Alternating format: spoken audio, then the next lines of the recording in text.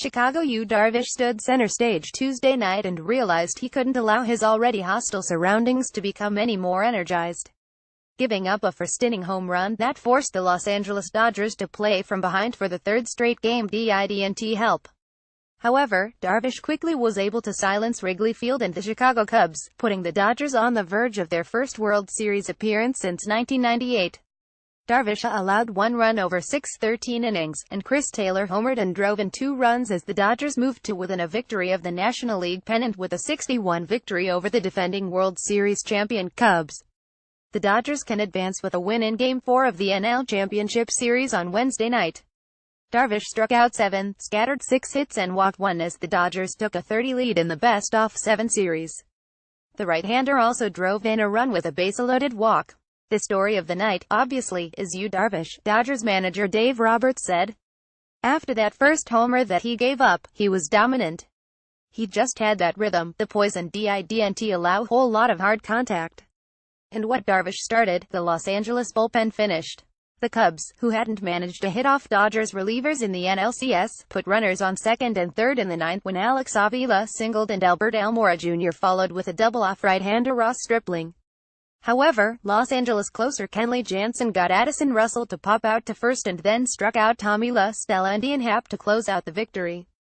As good as Dodgers pitchers were on the back end, Darvish, who yielded a solo home run to Kyle Schwarber in the first inning, kept Cubs hitters off balance all night. I really didn't change much approach-wise from first inning until the end of the game, Darvish said. I just kept pitching the same way. As they have throughout the series, the Dodgers gave their pitchers plenty of offensive support. The Dodgers led 31 entering the 6th. After Yasiel Puig reached on an error by Cubs third baseman Chris Bryant, Andre Ethier singled and Austin Barnes walked to load the bases.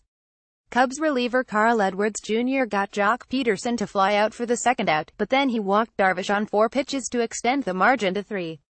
Los Angeles tacked on a pair of runs in the 8th to break the game open. After a walk to Logan Forsythe and a Barnes single, Forsythe scored when Mike Montgomery's pitch bounded off the arm of catcher Wilson Contreras, which allowed Barnes to advance to third base. Kyle Farmer followed with a sacrifice fly that gave the Dodgers their biggest lead.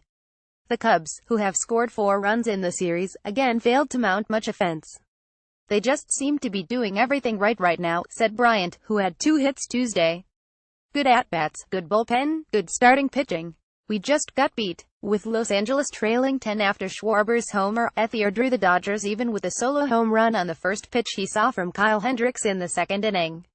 Taylor broke a 11 tie in the third inning with a solo home run before he extended the lead to 31 lead with a 5th-inning RBI triple that scored Peterson, who doubled.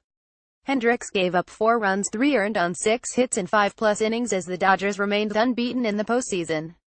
Obviously, we're excited to be up 30, but honestly, we've just been taking it one game at a time and just focusing on getting one win, Taylor said. So we'll come in with the same mindset tomorrow and focus on getting that one win. Notes Dodgers see Austin Barnes started his 4th straight game. Manager Dave Roberts opted to keep Barnes in the lineup as opposed to Yasmani Grandal, who has struggled against Cubs RHP Kyle Hendricks. Roberts said Tuesday he expects Grandal to start in Game 4 on Wednesday against Chicago RHP Jake Arrieta. Cubs LF Kyle Schwarber's first-inning home run gave him 6 postseason homers, which ties him with 1B Anthony Rizzo for the franchise record. Chicago 2B Javi Baez did not start for the first time in the NLCS as he was mired in a 0-for-19 postseason slump.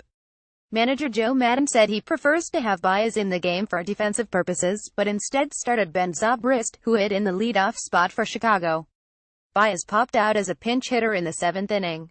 Rizzo snapped an 0-for-16 slump with a 6th-inning single.